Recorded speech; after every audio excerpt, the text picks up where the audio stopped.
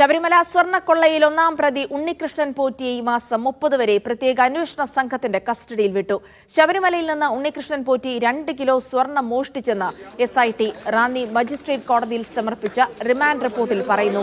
ഇന്നലെ തിരുവനന്തപുരത്ത് അറസ്റ്റ് രേഖപ്പെടുത്തിയ പോറ്റിയെ രാവിലെ 10:30യോടെയാണ് റാന്നി കോടതിയിലെത്തിച്ചത്.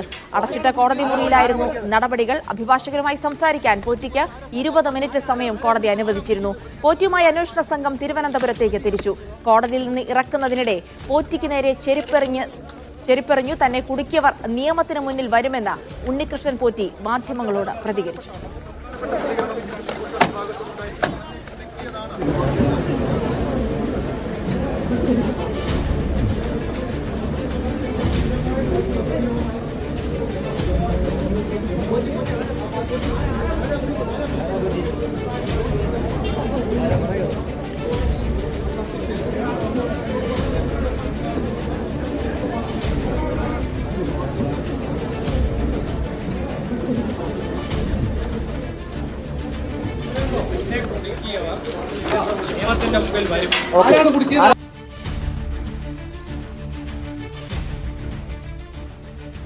വാർത്തയുടെ വിശദാംശങ്ങളിലേക്ക് പോകുമ്പോൾ റാന്നി കോടതിയിൽ നിന്ന് ജോസി ബാബു, തിരുവനന്തപുരത്ത് നിന്ന് സിജോ വി ജോൺ എന്നിവർ വിവരങ്ങൾ നൽകും. ജോസി, ശബരിമലയിലെ സ്വർണ്ണക്കൊള്ളയുമായി ബന്ധപ്പെട്ട വാർത്തകൾ ഇന്ന് മുഴുവൻ കേന്ദ്രീകരിച്ചത് ഉണ്ണികൃഷ്ണൻ പോറ്റിയിലേക്കാണ്.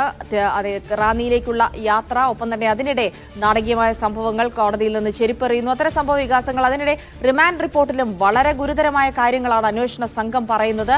ഇന്ന് കോടതിയിൽ ആകെ എന്തൊക്കെയാണ് നടന്നത്, ഒപ്പം തന്നെ പോറ്റി ഇന്ന് മാധ്യമപ്രവർത്തകരോട് പറഞ്ഞതിൽ നിന്ന് എന്തൊക്കെ മനസ്സിലാക്കാം?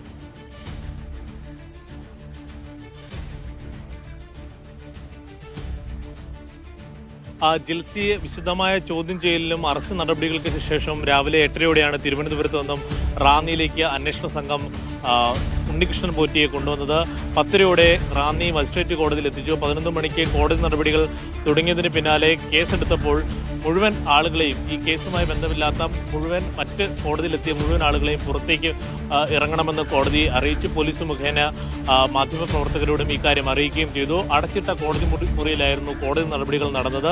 3/4 മണിക്കൂർ നേരത്തോളം കോടതി നടപടികൾക്ക് ശേഷമാണ് ഈ മാസം 30-ാം തീയതി വരെ ഉണ്ണികൃഷ്ണൻ പോറ്റിയെ കസ്റ്റഡിയിൽ അനുവദിച്ചുകൊണ്ട് കോടതി ഉത്തരവിട്ടത്. അതിനിടെ 20 മിനിറ്റ് നേരം അഭിഭാഷകനുമായി സംസാരിക്കുവാൻ ഉണ്ണികൃഷ്ണൻ പോറ്റിക്ക് അനുമതി നൽകുകയും ചെയ്തു.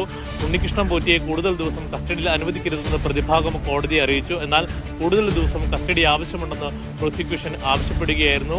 ഇത് സംസ്ഥാനത്തിന് പുറത്തടക്കം എത്തിച്ചുള്ള തെളിവെടുപ്പ് നടപടികൾ ആവശ്യമാണ്, കൂടുതൽ ചോദ്യം ചെയ്യൽ ആവശ്യമാണ് എന്നുള്ള കാര്യങ്ങളാണ് അന്വേഷണ സംഘം പ്രോസിക്യൂഷൻ വഴി കോടതിയെ അറിയിച്ചത്. ഇക്കാര്യം കോടതി അംഗീകരിച്ചുകൊണ്ടാണ് 30-ാം തീയതി വരെ കസ്റ്റഡി അനുവദിച്ചത്. ഇതിനിടെയാണ് റിമാൻഡ് റിപ്പോർട്ടിലെ വിവരങ്ങൾ പുറത്തു വന്നത്. റിമാൻഡ് റിപ്പോർട്ടിൽ അന്വേഷണ സംഘം പറയുന്നു 2 കിലോയോളം സ്വർണം ഉണ്ണികൃഷ്ണൻ പോറ്റി കവർന്നു. ഇതിൽ സ്മാർട്ട് ക്രിയേഷന് വ്യക്തമായ പങ്കുണ്ട്. അനേക ലക്ഷം വിശ്വാസികളുടെ വിശ്വാസം വ്രണപ്പെടുത്തുന്ന നടപടിയാണ് ഉണ്ണികൃഷ്ണൻ പോറ്റിയുടെ ഭാഗത്തുനിന്നും ഉണ്ടായത്. കൂടുതൽ ദിവസം കസ്റ്റഡി ആവശ്യമാണ്. മറ്റിടങ്ങളിൽ കൊണ്ടുപോയി തെളിവെടുപ്പ് നടത്തേണ്ടതുണ്ട്. ചെന്നൈയിലും തിരുവനന്തപുരത്തും ഹൈദരാബാദിലും അതോടൊപ്പം തന്നെ ബംഗളൂരുവിലും അടക്കം തെളിവെടുപ്പ് നടത്തേണ്ടതുണ്ട്. സന്നിധാനത്തെത്തിച്ച് തെളിവെടുപ്പ് നടത്തേണ്ടതുണ്ട്. അതുകൊണ്ട് തന്നെ കൂടുതൽ ദിവസം കസ്റ്റഡി വേണമെന്നുള്ള ആവശ്യവും ഈ റിമാൻഡ് റിപ്പോർട്ടിൽ ആവശ്യപ്പെട്ടിരുന്നു. ഇക്കാര്യങ്ങളൊക്കെയും കോടതി പരിഗണിച്ചു. അതിനിടെയാണ് കോടതിക്ക് പുറത്തേക്ക് ഇറങ്ങിയപ്പോൾ ഉണ്ണികൃഷ്ണൻ പോറ്റിക്ക് നേരെ ചെരുപ്പേറുണ്ടായത്. BJP ആയൂർ മണ്ഡലം പ്രസിഡന്റ് സിനു പണിക്കരാണ് ഉണ്ണികൃഷ്ണൻ പോറ്റിക്ക് നേരെ ചെരുപ്പെറിഞ്ഞത്. വലിയ പോലീസ് സുരക്ഷ ഏർപ്പെടുത്തിയിട്ടും ഈ ചെരുപ്പേറുണ്ടായത് വലിയ വീഴ്ചയായി അന്വേഷണ സംഘം അല്ലെങ്കിൽ പോലീസ് വിലയിരുത്തുന്നുണ്ട്. ഇത് സംബന്ധിച്ചുള്ള പോലീസ് നടപടികളും ഉണ്ടാകും. ഇതിനിടെയാണ് തന്നെ കുടുക്കിയവരെ മുഴുവൻ നിയമത്തിന് മുന്നിൽ കൊണ്ടുവരുമെന്നുള്ള പ്രതികരണം ഉണ്ണികൃഷ്ണൻ പോറ്റി നൽകിയത്. എന്തായാലും ഉണ്ണികൃഷ്ണൻ പോറ്റിയുമായി അന്വേഷണ സംഘം തിരികെ തിരുവനന്തപുരത്തേക്ക് തിരിച്ചിട്ടുണ്ട്. അല്പസമയം പത്തനംതിട്ട പോലീസ് ക്യാമ്പിൽ ഉച്ചഭക്ഷണത്തിനായി ചെലവഴിക്കും. അതിനുശേഷം വീണ്ടും തിരുവനന്തപുരത്തേക്ക് തിരിക്കുമെന്നാണ് ഇപ്പോൾ അറിയുന്നത്. നേരത്തെ ഇന്ന് തന്നെ സന്നിധാനത്തെത്തിച്ചുള്ള തെളിവെടുപ്പ് നടപടികൾക്ക് സാധ്യതയുണ്ടായിരുന്നു എന്നാണ് വിവരങ്ങൾ പുറത്തു വന്നിരുന്നത്. പക്ഷേ ഇനിയിപ്പോൾ ഈ മാസപൂജകൾക്ക് ശേഷം മാത്രമായിരിക്കും സന്നിധാനത്തെത്തിച്ചുള്ള തെളിവെടുപ്പ് എന്നാണ് ഇപ്പോൾ അറിയാൻ കഴിയുന്നത്. ജിൽസി, എന്തായാലും തിരുവനന്തപുരത്തേക്ക് തിരിക്കുകയാണ് ഉണ്ണികൃഷ്ണൻ പോറ്റിയുമായി തിരുവനന്തപുരത്ത് നിന്ന് സിജോ വി ജോൺ കൂടിയുണ്ട്. സിജോ, പോലീസിന് അന്വേഷണ സംഘത്തെ സംബന്ധിച്ചിടത്തോളം 30 വരെ കസ്റ്റഡിയിലുണ്ട് ഉണ്ണികൃഷ്ണൻ പോറ്റി. ധാരാളം സമയമുണ്ട് വിവരങ്ങൾ ചോദിച്ചറിയാനും അവ വീണ്ടെടുക്കാനും ഒക്കെ. അതിനപ്പുറത്തേക്ക് ഉണ്ണികൃഷ്ണൻ പോറ്റിയുടേതെന്ന് പറയുന്ന മൊഴികൾ പുറത്തു വരുമ്പോൾ അതിൽ ഉദ്യോഗസ്ഥരിലേക്കടക്കമാണ് കാര്യങ്ങൾ നീങ്ങുന്നത്. ദേവസ്വം ബോർഡിലേക്കും ഉദ്യോഗസ്ഥരിലേക്കും ഒക്കെ നീങ്ങുമ്പോൾ ഇനിയുള്ള അന്വേഷണം അത് വളരെ നിർണായകമായിരിക്കും. ഈ അന്വേഷണം എവിടെയൊക്കെ ചെന്ന് നിന്ന് എത്തുമെന്നുള്ളത് കൂടി കണ്ടറിയണം. പ്രത്യേകിച്ച് തന്നെ കുടുക്കിയവരെയൊക്കെ നിയമത്തിന് മുന്നിൽ കൊണ്ടുവരുമെന്ന് ഉണ്ണികൃഷ്ണൻ പോറ്റി പറയുമ്പോൾ ഒരുപക്ഷെ കൂടുതൽ പേരുകൾ മൊഴിയിലൂടെ പുറത്തു വരാനുള്ള സാധ്യതയുണ്ട്. അപ്പോൾ ഇനിയുള്ള അന്വേഷണം അത് വളരെ നിർണായകമായിരിക്കും. ഈ ശബരിമല സ്വർണ്ണക്കൊള്ളയുമായി ബന്ധപ്പെട്ട് 2 എഫ്ഐആറുകളാണ് ഇപ്പോൾ രജിസ്റ്റർ ചെയ്തിരിക്കുന്നത്. ഈ 2 കേസുകളിലും വിശദമായ അന്വേഷണത്തിലേക്ക് സംഘം കടക്കുകയാണ്. ഇന്നലെ പ്രാഥമികഘട്ട ചോദ്യം ചെയ്യലാണ് നടത്തിയിരിക്കുന്നത്. 10 മണിക്കൂറോളം ചോദ്യം ചെയ്തു. ഉദ്യോഗസ്ഥരുടെ പങ്ക് സംബന്ധിച്ച സൂചനകളും വിവരങ്ങളും ഉണ്ണികൃഷ്ണൻ പോറ്റി നൽകിയിട്ടുണ്ട്. പക്ഷേ ഇക്കാര്യത്തിൽ കൂടുതൽ വിശദാംശങ്ങൾ വിവരങ്ങൾ ലഭ്യമാവേണ്ടതുണ്ട്. അതുകൊണ്ടാണ് വിശദമായ ചോദ്യം ചെയ്യൽ ഉൾപ്പെടെയുള്ള നടപടികളിലേക്ക് പോവുകയും ചെയ്യുന്നത്. ഈ ചോദ്യം ചെയ്യലിന് ശേഷം ഇയാളെ സംസ്ഥാനത്തിന്റെ വിവിധ സ്ഥലങ്ങളിൽ എത്തിച്ച് തെളിവെടുക്കും. അതോടൊപ്പം തന്നെ കേരളത്തിന് പുറത്തേക്ക് കൊണ്ടുപോകേണ്ടി വരും. കാരണം ഈ സ്വർണ്ണപ്പാളികൾ കൊണ്ടുപോയിരിക്കുന്നത് ആദ്യം ബംഗളൂരുവിലേക്കും പിന്നീട് ഹൈദരാബാദിലേക്കും ഒക്കെയാണ് കൊണ്ടുപോയിരിക്കുന്നത്. അതിനുശേഷമാണ് ചെന്നൈയിൽ കൊണ്ടുപോയിരിക്കുന്നത്. ഈ 3 സ്ഥലങ്ങളിൽ എത്തിച്ച് തെളിവെടുക്കേണ്ട ആവശ്യമുണ്ട്.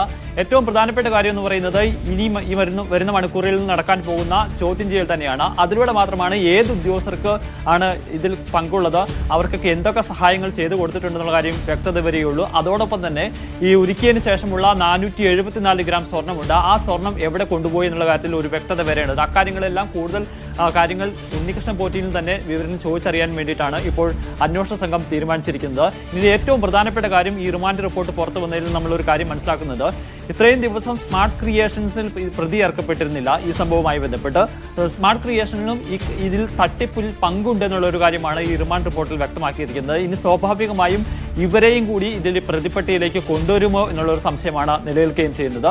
അത് അക്കാര്യത്തിലും ഉടൻ തന്നെ ഒരു വ്യക്തത വരുമെന്നുള്ള നമ്മൾ പ്രതീക്ഷിക്കപ്പെടുകയും ചെയ്യുന്നത്. ഇനി വരുന്ന ദിവസങ്ങളിൽ സംഭവിക്കാൻ പോവുക ഇയാളെ വിശദമായി ചോദ്യം ചെയ്യുക. അതോടൊപ്പം തന്നെ ഇതുമായി ബന്ധപ്പെട്ട് നിലവിൽ പ്രതി ചേർക്കപ്പെട്ടിരിക്കുന്ന ദേവസ്വം ബോർഡ് അംഗങ്ങളെയും അതോടൊപ്പം ഉദ്യോഗസ്ഥരെയും ചോദ്യം ചെയ്യുക എന്നുള്ളതാണ്. ഇയാളെ കസ്റ്റഡിയിൽ ലഭിച്ചിട്ടുണ്ട്. ഈ ഉദ്യോഗസ്ഥരെയും ഒക്കെ ഉൾപ്പെടെ ഇയാളുടെ ഒപ്പം വരുത്തി ഒരു ചോദ്യം ചെയ്യലിലേക്കായിരിക്കും അന്വേഷണ സംഘം കടക്കുകയും ചെയ്യുക. അങ്ങനെയാണെന്നുണ്ടെങ്കിൽ വേഗത്തിൽ ഇക്കാര്യത്തിൽ ഒരു അന്വേഷണ പുരോഗതി ഉണ്ടാകും. അതോടൊപ്പം തന്നെ ഒരു ക്ലാരിറ്റി ഇക്കാര്യത്തിൽ കിട്ടും എന്നുള്ളൊരു വിലയിരുത്തലാണ് അന്വേഷണ സംഘത്തിനുള്ളത്. അതായിരിക്കും അതിവേഗം തന്നെ ചെയ്യാൻ അന്വേഷണ സംഘം തീരുമാനിക്കുക. ഇപ്പോൾ തുടരന്വേഷണത്തിൽ കൂടുതൽ വിവരങ്ങൾ, സ്വർണ്ണക്കൊള്ളയുമായി ബന്ധപ്പെട്ട വിവരങ്ങൾ പുറത്തു വരുമെന്ന് തന്നെയാണ് അന്വേഷണ സംഘം പ്രതീക്ഷിക്കുന്നത്. തുടർ ചോദ്യം ചെയ്യലിനുള്ള ധാരാളം സമയമുണ്ട്. 30 വരെയാണ് ഉണ്ണികൃഷ്ണൻ പോറ്റിയെ കസ്റ്റഡിയിൽ വിട്ട് നൽകിയിരിക്കുന്നത് റാന്നി കോടതി. ശബരിമല സ്വർണ്ണക്കൊള്ളയിൽ ദേവസ്വം ഉദ്യോഗസ്ഥരുടെ സഹായം ലഭിച്ചെന്ന ഉണ്ണികൃഷ്ണൻ പോറ്റി. തട്ടിയെടുത്ത സ്വർണം ഉദ്യോഗസ്ഥർക്കുൾപ്പെടെ വീതം വെച്ച് നൽകിയെന്നും പോറ്റി അന്വേഷണ സംഘത്തിന് മൊഴി നൽകി.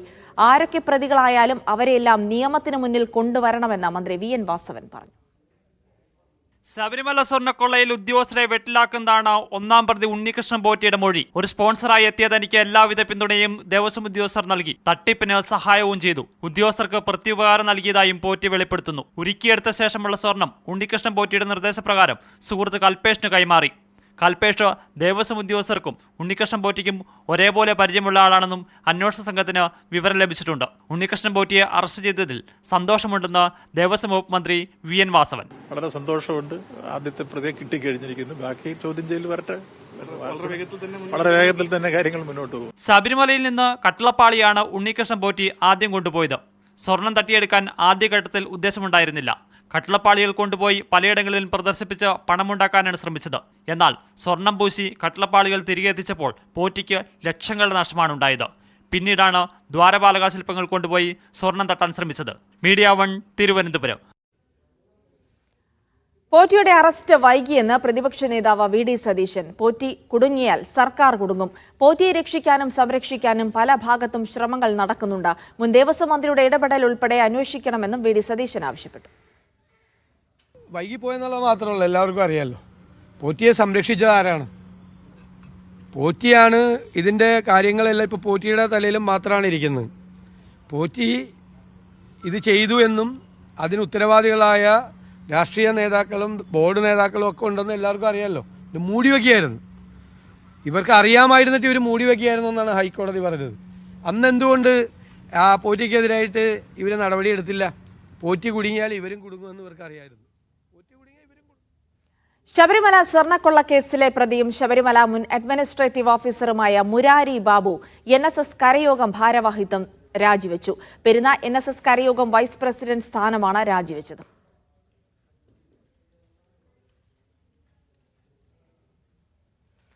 തുലാമാസ പൂജകൾക്കായി ശബരിമല നട ഇന്ന് തുറക്കും.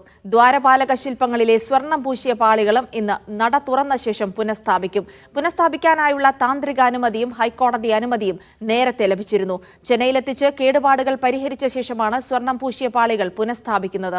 ശബരിമല മാളികപ്പുറം മേൽശാന്തിമാരുടെ നറുക്കെടുപ്പ് നാളെയാണ്. ശബരിമല മേൽശാന്തി പട്ടികയിൽ 13 പേരും മാളികപ്പുറം മേൽശാന്തി പട്ടികയിൽ 14 പേരുമാണ് ഉൾപ്പെട്ടിട്ടുള്ളത്. തുലാമാസ പൂജയുടെ അവസാന ദിവസമായ ഒക്ടോബർ 22-ന് രാഷ്ട്രപതി ദ്രൗപദി മുർമു ശബരിമലയിൽ ദർശനം നടത്തും.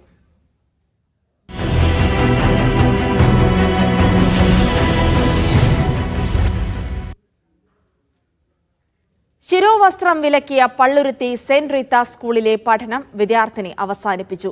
PTA പ്രസിഡന്റിന്റെ നേതൃത്വത്തിൽ നടത്തിയ വർഗീയ ഇടപെടൽ കുട്ടിക്ക് മാനസികാഘാതമുണ്ടാക്കിയെന്നും നാട്ടിലെ സമാധാനം തകരാൻ ആഗ്രഹിക്കുന്നില്ലെന്നും രക്ഷിതാവ് മീഡിയ വണിനോട് പറഞ്ഞു. ശിരോവസ്ത്രം ഒഴിവാക്കിയാലേ കുട്ടിയെ പഠിക്കാൻ അനുവദിക്കൂ എന്ന നിലപാട് പ്രിൻസിപ്പൽ ഇന്നും ആവർത്തിച്ചു.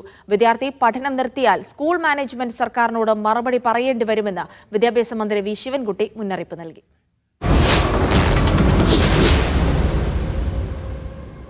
ശിരോവസ്ത്രം അനുവദിക്കില്ലെന്ന കടുംപിടുത്തം സെന്റ് റീത്ത സ്കൂൾ മാനേജ്മെന്റ് തുടരുന്ന സാഹചര്യത്തിൽ വിദ്യാർത്ഥിയുടെ പഠനം സുഗമമാകില്ലെന്ന് വിലയിരുത്തിയാണ് രക്ഷിതാവിന്റെ തീരുമാനം. കുട്ടി മാനസിക സംഘർഷത്തിലാണെന്നും മതസൗഹാർദ്ദം തകരുന്ന ഒന്നും സമൂഹത്തിൽ ഉണ്ടാകരുതെന്ന് കരുതി TC വാങ്ങാൻ തീരുമാനിച്ചെന്നും രക്ഷിതാവ് പറഞ്ഞു. ഷോൾ ധരിച്ചു പോകുവാൻ അവിടുത്തെ മാനേജ്മെന്റോ പിന്നെ സമൂഹമോ അനുവദിക്കാത്തൊരു ഘട്ടത്തിലേക്കാണ് ഇപ്പോൾ പോയിക്കൊണ്ടിരിക്കുന്നത്. എൻ്റെ മകളോട് ഞാൻ പലാവർത്തി സംസാരിച്ചു, അവിടെ പഠിക്കണോ എന്ന് ചോദിച്ചപ്പോൾ അവൾക്ക് മാനസികമായിട്ട് ആ സ്കൂളിൽ പോയി പഠിക്കാൻ വളരെ ബുദ്ധിമുട്ടുണ്ട് എന്നുള്ള പറയുന്നുണ്ടായിരുന്നു. അപ്പോൾ എൻ്റെ മകളുടെ തുടർ പഠനവും എൻ്റെ മകളുടെ ഭാവിയും ഉദ്ദേശിച്ചിട്ട് അതനുസരിച്ച് മറ്റു സംഘർഷ സാധ്യതകളെല്ലാം ഒഴിവാക്കാൻ വേണ്ടി നാടിൻ്റെ സുരക്ഷയ്ക്കും നന്മയ്ക്കും വേണ്ടി കുട്ടിയുടെ തുടർ വിദ്യാഭ്യാസത്തിന് മറ്റൊരു സ്കൂളിലേക്ക് പോകുവാൻ ഞാൻ തീരുമാനിച്ചിരിക്കുകയാണ്. വിശ്വാസ സ്വാതന്ത്ര്യത്തിന് അനുകൂലമായി ഇടപെട്ട സർക്കാരിനും വിദ്യാഭ്യാസ മന്ത്രിക്കും രക്ഷിതാവ് നന്ദി പറഞ്ഞു. യൂണിഫോമിന്റെ ഭാഗമല്ലാത്ത ശിരോവസ്ത്രം അനുവദിക്കില്ലെന്ന നിലപാട് സ്കൂൾ പ്രിൻസിപ്പൽ ആവർത്തിച്ചു.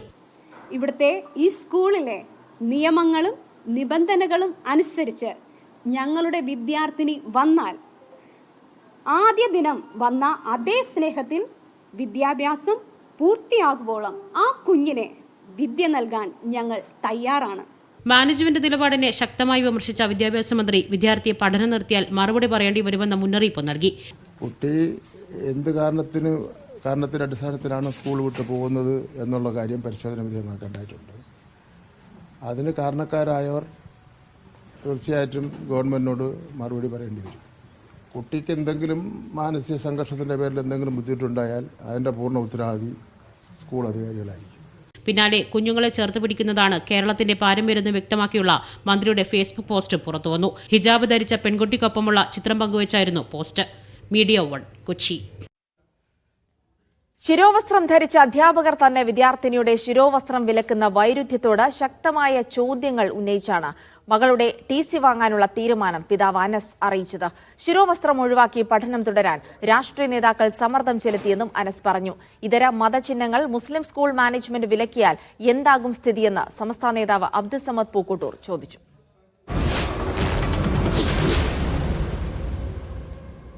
ഹിജാബ് ധരിക്കാനുള്ള അവകാശം സർക്കാർ വകവെച്ചു തന്നിട്ടും സ്കൂൾ മാനേജ്മെന്റ് അനുവദിച്ചില്ല. മകൾ ഷാൾ ധരിച്ചു വരുന്നത് മറ്റു കുട്ടികളിൽ ഭയമുണ്ടാക്കുമെന്ന് സമാന വേഷം ധരിച്ച കന്യാസ്ത്രീകൾ പറഞ്ഞത് മകളെ തളർത്തിയെന്നും അനസ് പറഞ്ഞു. പിന്നെ ഇന്ന് പ്രിൻസിപ്പലിന്റെ ഒരു പ്രസ്താവന ഉണ്ടായിരുന്നു, ഞാൻ കേട്ടത് മതേതരത്വ സ്വഭാവത്തിന്റെ രീതിയിലുള്ള ഒരു വസ്ത്രധാരണമാണ്, വസ്ത്രധാരണത്തിനാണ് ഞാൻ തീരുമാനമെടുത്തിരിക്കുന്നതെന്ന് പറഞ്ഞത്. എൻ്റെ മകൾ ധരിച്ചിരുന്ന ഷാള് മതേതരത്വമില്ലേ ആ ഷാളിൽ? ഹിജാബ് നിഷേധിക്കുന്നത് ഇന്ത്യൻ മതേതരത്വത്തിൻ്റെയും സംസ്കാരത്തിൻ്റെയും ഭാഗമായിട്ടാണ് എന്നാണ് അവർ പറയുന്നത്. അങ്ങനെ വരുമ്പോൾ നമ്മുടെ മതേതര സങ്കല്പങ്ങളിൽ നിന്ന് പുറത്താണോ ഈ കുട്ടിയുടെ വിശ്വാസവും അവരുടെ സംസ്കാരവും എന്ന ചോദ്യം ബാക്കിയാവുന്നുണ്ട് എന്നാണ് എനിക്ക് തോന്നുന്നത്. ഈ ഒരു പ്രശ്നം അവിടെ വിശേഷിച്ചും കേരളത്തിൽ ലത്തീൻ ക്രിസ്ത്യൻ സമൂഹവും മുസ്ലിം സമൂഹവും തമ്മിലുള്ള ഒരു സംഘർഷമാക്കി വളർത്താനുള്ള വളരെ ബോധപൂർവമായ ചില ശ്രമങ്ങൾ നടക്കുന്നു എന്ന് മനസ്സിലാക്കുന്നു. അത്തരത്തിലുള്ള ശ്രമങ്ങൾക്ക് കരുവാകേണ്ടതില്ല എന്ന നിലപാടാണ് അദ്ദേഹം സ്വീകരിക്കുന്നത്. വർഗീയ ധ്രുവീകരണത്തിനുള്ള ശ്രമങ്ങളിൽ ആരും വീഴരുതെന്ന് സമസ്ത നേതാവ് അബ്ദുൾ സമദ് പൂക്കോട്ടൂർ പ്രതികരിച്ചു. കേരളത്തിൽ വരാൻ പോകുന്ന ഒരു തെരഞ്ഞെടുപ്പിന്റെ പശ്ചാത്തലത്തിൽ വർഗീയ ധ്രുവീകരണമുണ്ടാക്കി ഒരു ഇലക്ഷനിലുള്ള ഒരു പോളറൈസേഷൻ ആരെങ്കിലും ആഗ്രഹിച്ചുകൊണ്ട് നടത്തുന്നതാണെങ്കിൽ അതിലാരും വീണുപോകരുത്. മീഡിയ 1 കൊച്ചി. പാലിയേക്കരയിലെ ടോൾ പിരിവിന് അനുമതി നൽകി ഹൈക്കോടതി. പുതുക്കിയ ടോൾ നിരക്ക് ഈടാക്കരുതെന്ന ഉപാധിയോടെയാണ് 72ാം ദിനം ഡിവിഷൻ ബെഞ്ചിന്റെ നടപടി. ടോൾ പിരിവിന് അനുമതി നൽകിയതോടെ ടോൾ പ്ലാസയിൽ പോലീസ് സുരക്ഷ വർദ്ധിപ്പിച്ചു. ഓപ്പറേഷൻ ഉംകോറിൽ കസ്റ്റഡിയിലെടുത്ത ദുൽഖർ സൽമാന്റെ വാഹനം കസ്റ്റംസ് വിട്ടു നൽകും. ബാങ്ക് ഗ്യാരണ്ടിയിലാണ് വാഹനം വിട്ടു നൽകുക. അന്വേഷണ പരിധിയിലുള്ള വാഹനമായതിനാൽ നിബന്ധനകൾ ഏർപ്പെടുത്തും. കസ്റ്റംസ് അഡീഷണൽ കമ്മീഷണറുടേതാണ് തീരുമാനം. പിടിച്ചെടുത്ത ലാൻഡ് റോവർ ഡിഫൻഡർ തിരികെ വേണമെന്നായിരുന്നു ദുൽഖറിന്റെ അപേക്ഷ. ദുൽഖറിന്റെ അപേക്ഷ പരിഗണിച്ച് തീരുമാനമെടുക്കാൻ ഹൈക്കോടതി കസ്റ്റംസിനോട് നിർദ്ദേശിച്ചിരുന്നു. RSS ശാഖയിലെ ലൈംഗിക പീഡനത്തെ തുടർന്ന് യുവാവ് ആത്മഹത്യ ചെയ്തതിൽ പ്രകൃതി വിരുദ്ധ ലൈംഗിക പീഡനത്തിന് കേസെടുക്കാമെന്ന് തിരുവനന്തപുരം തമ്പാനൂർ പോലീസ് പൊൻകുന്നം പോലീസിന് ഇന്ന് റിപ്പോർട്ട് നൽകും. പൊൻകുന്നം പോലീസ് വൈകാതെ കേസെടുക്കുമെന്നാണ് വിവരം. ആത്മഹത്യാ പ്രേരണ കുറ്റം ഉടൻ ചുമത്തേണ്ടതില്ലെന്നും തമ്പാനൂർ പോലീസ് തീരുമാനിച്ചു. ചെറുപ്പത്തിൽ RSS ശാഖയിൽ വെച്ച് ലൈംഗിക പീഡനത്തിന് ഇരയായെന്നായിരുന്നു സോഫ്റ്റ്വെയർ എഞ്ചിനീയറായ ആത്മഹത്യ ചെയ്ത കോട്ടയം സ്വദേശി അനന്തു വജിയുടെ വെളിപ്പെടുത്തൽ. ഇൻസ്റ്റാഗ്രാമിൽ പോസ്റ്റ് ചെയ്ത വീഡിയോ പ്രധാന തെളിവായി എടുക്കാമെന്നാണ് തമ്പാനൂർ പോലീസിന് ലഭിച്ച നിയമോപദേശം. ഈ സാഹചര്യത്തിലാണ് കേസെടുക്കുന്ന കാര്യത്തിൽ പൊൻകുന്നം പോലീസിന് റിപ്പോർട്ട് നൽകാൻ തമ്പാനൂർ പോലീസ് തീരുമാനിച്ചത്. പ്രകൃതി വിരുദ്ധ പീഡനം ആരോപണ വിധേയനായ നിതീഷ് മുരളീധരനെ ചുമത്താമെന്ന് റിപ്പോർട്ടിലുണ്ട്. തമ്പാനൂരിലെ ലോഡ്ജിൽ അനന്തുവിനെ മരിച്ച നിലയിൽ കണ്ടെത്തിയതിന് പിന്നാലെ അസ്വാഭാവിക മരണത്തിനാണ് പോലീസ് കേസെടുത്തത്. ആത്മഹത്യാ പ്രേരണാക്കുറ്റം ചുമത്തുന്നത് തമ്പാനൂർ പോലീസ് പരിശോധിച്ചിരുന്നു. എന്നാൽ നിലവിലെ തെളിവുകൾ ആത്മഹത്യാ പ്രേരണാക്കുറ്റം ചുമത്തുന്നതിന് പര്യാപ്തമല്ല എന്നാണ് പോലീസിന് ലഭിച്ചിരിക്കുന്ന നിയമോപദേശം. കൂടുതൽ തെളിവുകൾ ലഭിക്കുകയാണെങ്കിൽ മാത്രം ആത്മഹത്യാ പ്രേരണാക്കുറ്റം ചുമത്താനാണ് തമ്പാനൂർ പോലീസിന്റെ നിലവിലെ തീരുമാനം. മീഡിയ 1 തിരുവനന്തപുരം. സാങ്കേതിക ഡിജിറ്റൽ സർവകലാശാലകളിലെ VC നിയമനത്തിനുള്ള പരിഗണനാ പട്ടിക മുഖ്യമന്ത്രി തയ്യാറാക്കി. പട്ടികയിൽ മുൻ VCമാർക്ക് മുൻഗണനയില്ല. ഗവർണറുടെ നോമിനികൾ നൽകിയ പേരുകൾക്ക് മുൻഗണന നൽകാതെ തയ്യാറാക്കിയ പട്ടികയിൽ അക്കാദമിക യോഗ്യതയ്ക്കാണ് മുൻഗണന. ഇരു സർവകലാശാലകളിലെയും മുൻഗണനാ പട്ടിക ഉടൻ ഗവർണർക്ക് കൈമാറും. Media 1 exclusive.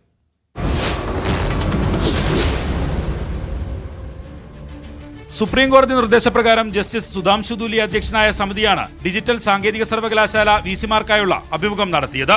ഈ മാസം 8 മുതൽ 11 വരെയായിരുന്നു അഭിമുഖം. ഇരു സർവകലാശാലകളിലേക്കും 4 വീതം പേരടങ്ങുന്ന നിയമന പട്ടികയാണ് സമിതി മുഖ്യമന്ത്രിക്ക് കൈമാറിയത്.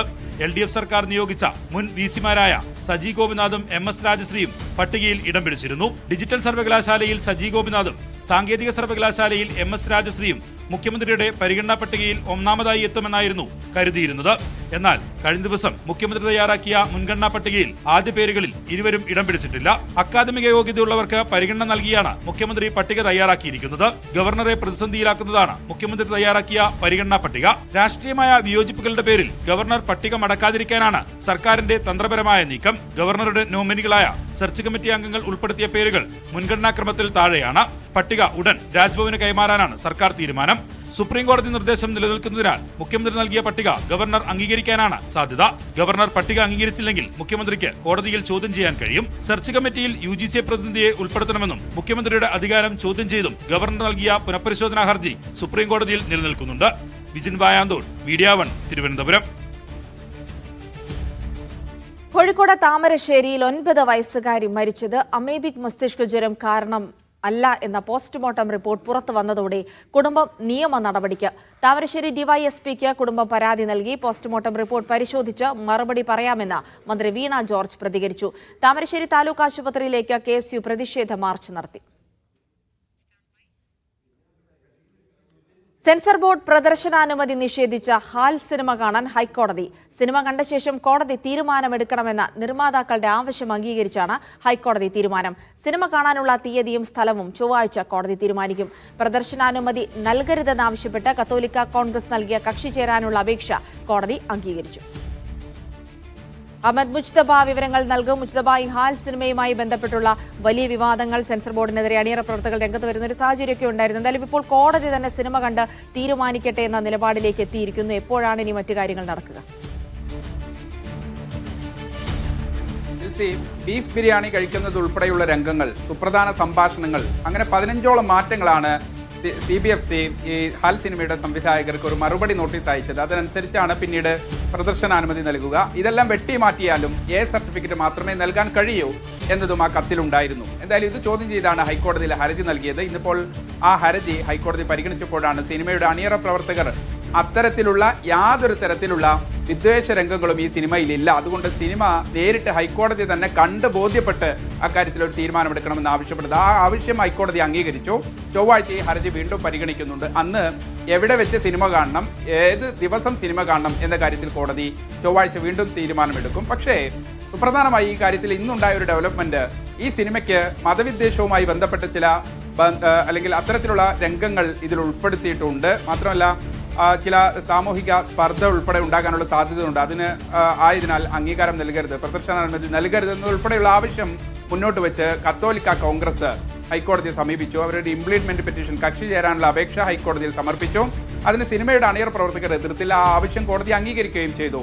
പക്ഷേ സിനിമയുടെ പകർപ്പ് എങ്ങനെ പുറത്തായി, ഇവർക്ക് എങ്ങനെയാണ് വിശ്വസനീയമായ കേന്ദ്രങ്ങളിൽ നിന്ന് ഇങ്ങനെ ഒരു വിവരം ലഭിച്ചത് എന്ന് ഹർജിയിൽ ചൂണ്ടിക്കാണിക്കാൻ മാത്രം ഉപോത്ഫലകമായ വിവരം ലഭിച്ചത്, എങ്ങനെ സിനിമയുടെ പകർപ്പ് പുറത്തായി, ഇവർ സിനിമ കണ്ടോ എന്നതുൾപ്പെടെയുള്ള ചോദ്യങ്ങളുമായി സിനിമയുടെ അണിയറ പ്രവർത്തകരും രംഗത്ത് വന്നിട്ടുണ്ട്. അതിനെതിരെ നിയമ നടപടി സ്വീകരിക്കുമെന്നൊരു കാര്യവും അവർ വ്യക്തമാക്കുന്നുണ്ട്.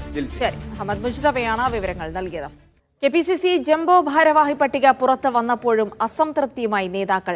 പ്രധാന നേതാക്കളെ തഴഞ്ഞെന്ന് A ഗ്രൂപ്പിന് അമർഷമുണ്ട്. സെക്രട്ടറി പട്ടിക പുറത്തു വരുമ്പോൾ അസംതൃപ്തി കെട്ടടങ്ങുമെന്ന കണക്കുകൂട്ടലിലാണ് നേതൃത്വം. മുൻ DCC പ്രസിഡന്റുമാരായ KC അബു, O അബ്ദുറഹ്മാൻ കുട്ടി എന്നിവരെ ഒഴിവാക്കിയതിലാണ് A ഗ്രൂപ്പിന്റെ പ്രതിഷേധം. AICC സംഘടനാ ജനറൽ സെക്രട്ടറി KC വേണുഗോപാലുമായി ചേർന്ന് നിൽക്കുന്നവരാണ് പദവിയിലെത്തിയവരിൽ ഭൂരിഭാഗം പേരും. ഷമാ മുഹമ്മദിനെ പോലുള്ളവർ എതിർപ്പ് പരസ്യമാക്കി. KM ഹാരിസിന്റെ പേര് പറഞ്ഞിട്ടും പരിഗണിക്കാത്തതിൽ K മുരളീധരനും അമർഷമുണ്ട്. വൈസ് പ്രസിഡന്റ് പദവി പ്രതീക്ഷിച്ചിട്ട് ജനറൽ സെക്രട്ടറിയിലേക്ക് ഒതുങ്ങേണ്ടി വന്നതിലെ നിരാശയിലാണ് മുൻ തൃശൂർ DCC അധ്യക്ഷൻ MB വിൻസെന്റ്. അസംതൃപ്തി വാർത്തകളെ KPCC തള്ളി. കോൺഗ്രസ് ഒരു ജംബോ പാർട്ടിയാണ്. അതിനൊരു ചെറിയ നേതൃത്വം പോരാ, ശക്തമായ നേതൃത്വം വേണം. ഞങ്ങളെല്ലാവരും വളരെ സംതൃപ്തരാണ്, സന്തുഷ്ടരാണ്. അങ്ങനെയൊന്നും സജീവമായിട്ടുള്ള ഏതെങ്കിലും കാര്യമായ അതൃപ്തികളൊന്നും ഞങ്ങളുടെ ശ്രദ്ധയിൽപ്പെട്ടിട്ടില്ല. സെക്രട്ടറിമാരുടെ പട്ടിക വൈകുന്നതിലെ വിഷമം പ്രതിപക്ഷ നേതാവ് പങ്കുവച്ചു. അതിന് KPCCയുടെ സെക്രട്ടറിമാരെ അനൗൺസ് ചെയ്യാൻ പറ്റില്ല എന്നുള്ള, കാരണം ഒരുപാട് ചെറുപ്പക്കാരായിട്ടുള്ള ആളുകൾ ഉണ്ട്, പാർട്ടിക്കകത്തുണ്ട്. അവരെയും കൂടി ഒന്ന് അക്കോമഡേറ്റ് ചെയ്തുകൊണ്ടുള്ള KPCC സെക്രട്ടറിമാരുടെ പട്ടികയും കൂടി വന്നിരുന്നെങ്കിൽ നന്നായിരുന്നു എന്നുള്ള ഒരു അഭിപ്രായം മാത്രമേ ഞാൻ അതിൽ പങ്കുവയ്ക്കുന്നത്. KPCC സെക്രട്ടറിമാരുടെയും എക്സിക്യൂട്ടീവിന്റെയും പട്ടിക അടുത്ത ആഴ്ച പുറത്തുവിടാമെന്ന കണക്കൂട്ടലിലാണ് ദേശീയ നേതൃത്വം. മീഡിയ 1 ഡൽഹി. കോഴിക്കോട് പേരാമ്പ്രയിലെ സംഘർഷത്തിൽ കൂടുതൽ അറസ്റ്റ്. 3 കോൺഗ്രസ് പ്രവർത്തകരെയാണ് കസ്റ്റഡിയിലെടുത്ത് പോലീസ് കോൺഗ്രസ് പ്രവർത്തകരെ വേട്ടയാടുകയാണെന്ന് പ്രതിപക്ഷ നേതാവ് VD സതീശൻ ആരോപിച്ചു. അതിനിടെ വടകര റൂറൽ പരിധിയിലുള്ള പോലീസ് ഉദ്യോഗസ്ഥർക്ക് ഗ്രനേഡ് ഉപയോഗിക്കാൻ പരിശീലനം നൽകി. ഗ്രനേഡ് പരിശീലനത്തിനായി ഓരോ സബ് ഡിവിഷനിൽ നിന്നും പോലീസുകാർ എത്തിച്ചേരണമെന്നായിരുന്നു വടകര റൂറൽ SP-യുടെ ഉത്തരവ്. വിവിധ സബ് ഡിവിഷനിലുള്ളവർക്ക് വ്യത്യസ്ത സമയം ഏർപ്പെടുത്തിയായിരുന്നു പരിശീലനം. പേരാമ്പ്രയിലെ സംഘർഷത്തിന്റെ പശ്ചാത്തലത്തിൽ റൂറൽ SP-യുടെ ഉത്തരവിനെ പരിഹസിച്ച് UDF നേതാക്കൾ രംഗത്തെത്തി. എന്നാൽ ഇത് സ്വാഭാവിക നടപടിക്രമമാണെന്നാണ് SP-യുടെ പ്രതികരണം. എല്ലാ വർഷവും വിവിധ ഉപകരണങ്ങൾ ഉപയോഗിക്കാൻ പോലീസുകാർക്ക് പരിശീലനം നൽകേണ്ടതുണ്ടെന്നും അതിന്റെ ഭാഗമായാണ് ഇന്നത്തെ പരിശീലനമെന്നും SP പറഞ്ഞു. ഇതിനിടെ പേരാമ്പ്രയിലുണ്ടായ സംഘർഷത്തിൽ കൂടുതൽ പേർക്കെതിരെ പോലീസ് കേസെടുത്തു. Block Congress committee general secretary Vinodan Kallur, Congress പ്രവർത്തകരായ മണി പൈതോത്ത്, മുസ്തഫ എന്നിവരെയാണ് പോലീസ് അറസ്റ്റ് ചെയ്തത്. ഇന്ന് പുലർച്ചെ ഇവരുടെ വീടുകളിൽ പരിശോധന നടത്തിയാണ് കസ്റ്റഡിയിലെടുത്തത്. കോൺഗ്രസ് പ്രവർത്തകർ ബോംബ് എറിഞ്ഞിട്ടില്ലെന്നും ഇപ്പോൾ വാദി പ്രതിയായ അവസ്ഥയാണെന്നും പ്രതിപക്ഷ നേതാവ് VD സതീശൻ പറഞ്ഞു. വളരെ ഗൗരവതരമായ സംഭവമാണ് പേരാമ്പ്രയിൽ നടക്കുന്നത്. ഞങ്ങൾ മുഖ്യമന്ത്രിയോടും കേരള പോലീസിനോടും പറയാം, ഇത് വേണ്ട, ബംഗാൾ ആവർത്തിക്കരുത്. കേരളത്തിൽ ഞങ്ങളുടെ പ്രവർത്തകരെ, നിരപരാധികളായ ഞങ്ങളുടെ പ്രവർത്തകരെ രാത്രി വീട്ടിൽ നിന്ന് കൊലക്കേസിലെ പ്രതികളെ പിടിച്ചുകൊണ്ടു പോകുന്ന പോലെ പോവുകയാണ്. അതിന് പോലും താല്പര്യമില്ലാത്ത ആളുകളാണ് ഇവർ. പോലീസിന് നേരെ സ്ഫോടക വസ്തു എറിഞ്ഞു എന്ന കേസിൽ അറസ്റ്റിലായ 5 പേർ നിലവിൽ റിമാൻഡിലാണ്. പേരാമ്പ്ര സംഘർഷത്തിൽ പോലീസിനെതിരെ പോസ്റ്റിട്ടതിന് ആബിദ് അടിവാരം എന്ന ഫേസ്ബുക്ക് ഐഡിക്കെതിരെ കേസെടുത്തു. താമരശ്ശേരി പോലീസാണ് കേസെടുത്തത്. മീഡിയ 1 കോഴിക്കോട്. മുസ്ലിം ലീഗിനെതിരെ വീണ്ടും SNDP general secretary Vellappally Natesan. League അവസരവാദ രാഷ്ട്രീയത്തിന്റെ അപ്പോസ്തലന്മാർ. മലബാർ കലാപം നടന്ന മണ്ണിൽ നിന്ന് ഉയർന്ന പാർട്ടിയാണെന്ന് മറന്നു. ലീഗ് ശ്രമിക്കുന്നത് വർഗീയതയുടെ ഏണിയിലൂടെ ഉപമുഖ്യമന്ത്രി സ്ഥാനത്തെത്താനെന്നും ആരോപണം.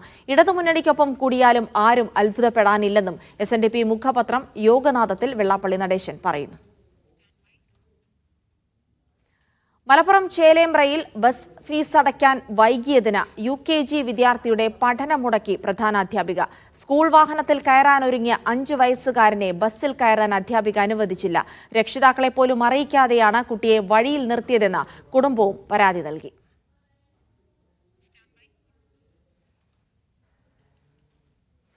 സ്വർണ്ണവില സർവകാല റെക്കോർഡിൽ.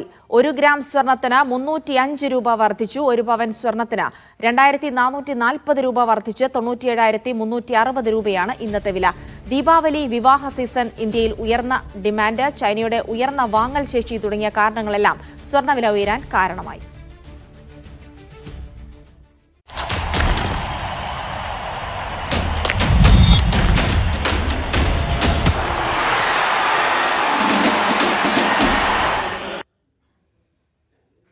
സൂപ്പർ ലീഗ് കേരള ഫുട്ബോളിൽ തിരുവനന്തപുരം കൊമ്പൻസ് ഇന്ന് സ്വന്തം തട്ടകത്തിൽ 3ാം അംഗത്തിനിറങ്ങും. രാത്രി 7:30 ചന്ദ്രശേഖരൻ നായർ സ്റ്റേഡിയത്തിൽ നടക്കുന്ന മത്സരത്തിൽ തൃശൂർ മാജിക് FCയാണ് എതിരാളികൾ. ആദ്യ മത്സരത്തിൽ കണ്ണൂരിനോട് പരാജയപ്പെട്ടെങ്കിലും 2ാം മത്സരത്തിൽ ഫോഴ്സ കൊച്ചിയെ കൊമ്പൻസ് പരാജയപ്പെടുത്തിയിരുന്നു.